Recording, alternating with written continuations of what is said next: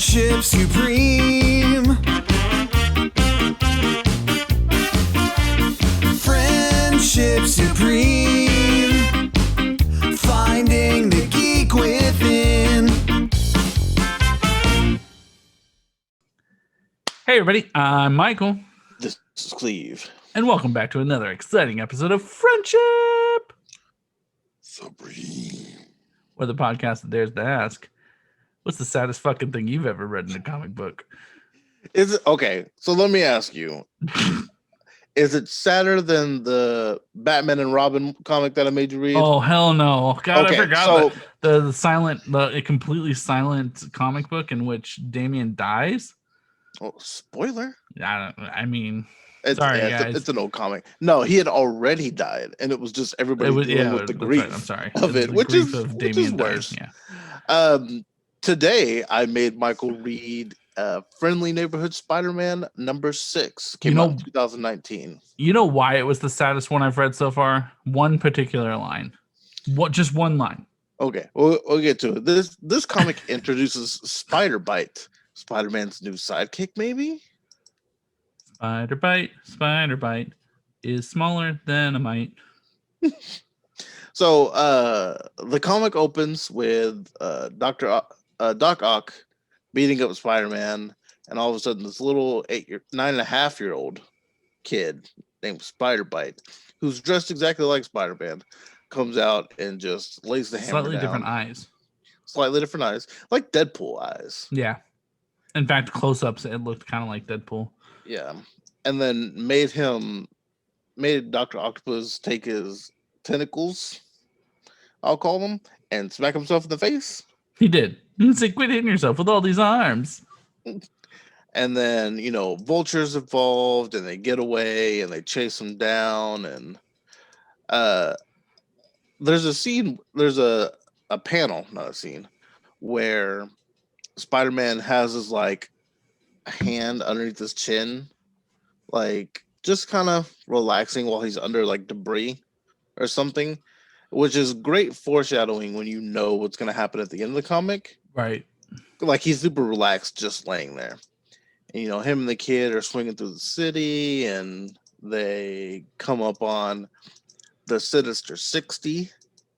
He said it's not the Sinister 6, it's the Sinister 60. And you see Juggernaut in the background, like every person under the sun in this thing. Yeah, every Spider-Man villain that you could think of, and probably some borrowed ones, honestly. Yeah. There's, what is her name? Is it Toxin? I don't even think about her. When is it the Carnage one? The one that looks like Carnage, but is not as a... With the hair? Yeah, Toxin. Yeah. And then there's Carnage, there's Sandman, there's like Chameleon. I said, Juggernaut's randomly in the back. I didn't. Juggernaut, Spider-Man and Juggernaut get into it. I think Mephisto's back there, if I'm looking closely enough. And the most nefarious villain of all, the one in charge of everything, the one that in put charge it all together, of the Sinister 60, Stilt Man. How this kid know about Stilt Man? Nobody know about Stilt Man. Man. So how did you feel? Because again, at this point, you don't know what's happening. Right. How did you feel when you got to this comic and you found out that Stiltman was behind it all? I laughed a little bit. It felt like a real Spider-Man thing to happen, right? It did. And Spider-Man says a line. It's like he has the proportional powers of a man with a convenient ladder. Yeah. I thought that was a good line. You get to the end of this comic and they save the day and everybody's excited. And then you get a nice big review of what was in this mystery box that they were hunting down, and it's the whole reason anything like this happened. Oh yeah, that's right, because the Sinister 60 had stolen a box, and it was the heart of the city, the kid kept saying. Yes. And it was a little Spider-Man figurine. I thought had this not been what it ended up being, it was a real touching moment still. They could have patched it off as like a different Earth, and I would have been like, oh, okay. Nope. They had to. They're not done cutting. I enjoy that the kid was like, he was talking to the kid. He goes, "You assume that I just collect action figures of myself?" He goes, "Yeah." He goes, "Oh yeah, I do." He goes, "I never take them out of the box though." The kid's like, "How sad." And And then the little boy, I don't know if we ever get a name, but Spider Bite starts coughing, and then you're hit with a very Snapped into reality. emotional reveal. What's that reveal, Michael? He's a cancer patient. This is basically a fucking miracle. What is the Make a wish, Make a wish that he gets to be Spider-Man for the day. and they're sitting on top of lockers that are set up to look like buildings, They and had a whole little doodad set up. And all his the dad was staff playing looks like stilt. right. Yeah. And because I remember when I read this the first time, and I was like, you get to the end, and I'm like, this is feel good, and it all hurts all at the same time. Nope. Because No. they're like, you have to go to bed, and he like outbursts because he doesn't want to go to sleep. And do you remember that's the line, Cleve? Do you remember what his parents said? Fucking line. This is fucking the whole entire thing. I was like, okay, this is sweet and like good feeling. Like I'm on board. And then the parents go, they're like, we're really sorry he snapped at you. And Spider-Man's like, no, like I get it. Nobody wants to go to bed when they're having a good time. And the parents look at him dead ass eyed and fucking say, no, he just doesn't want to go to sleep because he doesn't know if he'll ever wake up again. Yep. He's worried he won't get up again. And I was like, oh, man. In the arms of an It hits angel. heavy. It hits God so dang it. heavy. And you know what? This is like reading this while my child's sitting in my lap too. Fucking assholes. And like, what's crazy is this is a quote unquote filler comic because it doesn't progress Spider-Man's story in the universe as a whole anyway. But I don't see this as a filler story at all. I see this as the same way when they did the 9/11 Spider-Man comic. Like, this is a comic that they were like, we want kids to read this. We want people to think about this. We want people to understand, which makes it great, but it doesn't pull a punch at all. Because Spider-Man looks back at that kid, and that kid is sad, and he goes, get that kid's coat. Yeah, he just doesn't have a coat. Like, yeah. He's like, we're going out, bitches. Yep. And he takes him said, swinging. I know you enjoyed your day, but it's not over yet. And he takes him out swinging. And I think to myself, because you and I are the same, in which I'm sure everybody is. Anytime you see a celebrity doing stuff like this, fucking love it. Yeah. Love it, love it, love it, love it, love it. The guy that just got picked up by the Steelers. I think we talked about it a little bit from Richmond. Yes. That, and he was visiting a homeless shelter like he a went couple back hours to the before the draft. He threw a whole draft party at the homeless shelter that he grew up in. He had it there. Yeah. Yeah, when the he was little like orphanage or whatever that he grew up. Yeah. He said he spent most of his time at this one. He's like, I used to sit here because I looked, and I know where in Richmond he's talking about. He said, I looked across the street at the basketball court. I used to play there all the time. He goes, I was filled with emotions when I got to walk into this building today, being drafted in the NFL, knowing that I was going to get to do this. And like, yeah, he bought a fuck ton of food for everybody, threw a big ass party for all these kids who didn't get shit. Don't normally get that. Yeah. Yeah. Or like John Cena, who I think you and I have talked about. He, wrestling wise, it was past my time to actually watch him do anything. But man, every time you see this guy, or anytime you don't see this guy, he's doing something like this for someone who has less. And maybe it's just because this is a fictional character that it holds like a different weight to it. And I'm like, this just makes me sad more than makes me feel good. You know what I mean?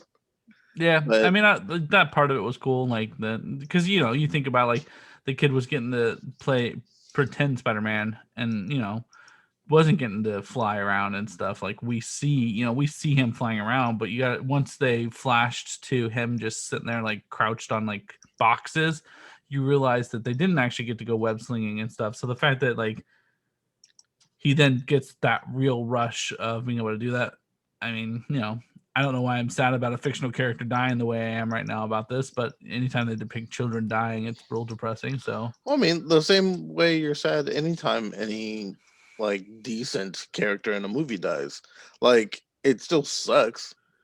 I mean, I laughed when Black Widow went down. course you did. I'm just kidding. Just wanted to squeeze one more Spoiler in there. I just want to squeeze one more. You're in. all over the place with the spoilers today. What? Endgame was what? 2-3 years ago. You ain't seen it yet. You aren't listening to our podcast. Yeah, it's on Disney Plus, the show. So, I mean, it's in your living room at this point. Yeah, I knew that you would not be super pumped about this. No, I thought it was a decent. I mean, it's a quick read. It's 22 pages. It was a quick read. But at the same time, it's just such a cute, nice. It was story. a wholesome story. Yeah, that makes you remember. Not everyone's as fortunate as you probably are, and maybe don't bitch them. Like that's what it hits me. I'm like, maybe I should stop complaining about shit that I'm having to do right now, because I could be this kid that is like, man, I'm so scared I'm gonna fall asleep and never wake up. Never wake up again. That line hit hard, man. A little spider bite. Little fucking spider bite. What a great name. Right. And you know what? But you know what? Here's the thing. That kid's gonna live in your heart forever now, because you read this one comic. It's highly recommended. Right now, this is not a plug because I wish Marvel would pay me, but I got Marvel Unlimited for $60 for the year.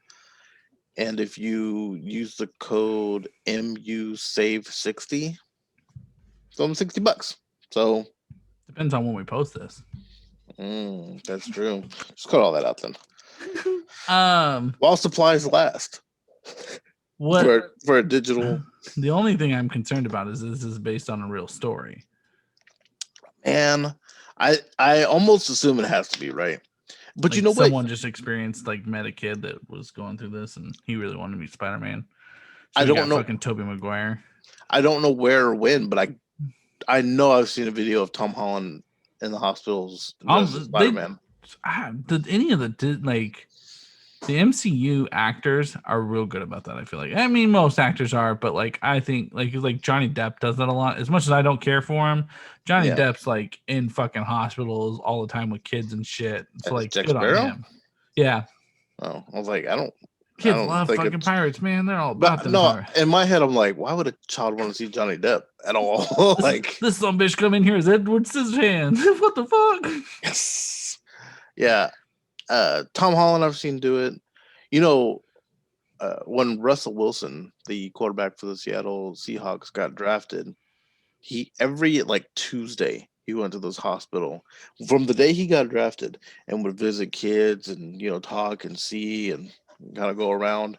And then he became a starting quarterback, and everybody was like, "Oh, it's so nice of you to take your time out, and do this for them." And he was like, "I've been doing this. This is not something I'm doing now because I'm big for your city. Day one of me being from Seattle, I started doing this. This is not anything new to me. I'm going to continue to do this. I don't know about, if he has to leave the city or go play with another team, but I'm sure he'll just pick it up and start it there." It makes me think of the Walter Payton Awards that they give away every year to somebody. I'm glad we recognize some of that stuff. Yeah. I think it's important. But no, it was a good read. It's a 23-page read, and it has nothing to do with the rest of the storyline, so it's very much just a one-off. Yep, you can pick it up and read it and be done with it, and no one's hurting. Sure, you can find it in a back issue for $3, $2. Probably. I'm watching Jennifer get ready to put something in the microwave right now while we record. But no, you guys should check it out. Let us know what you guys think about it.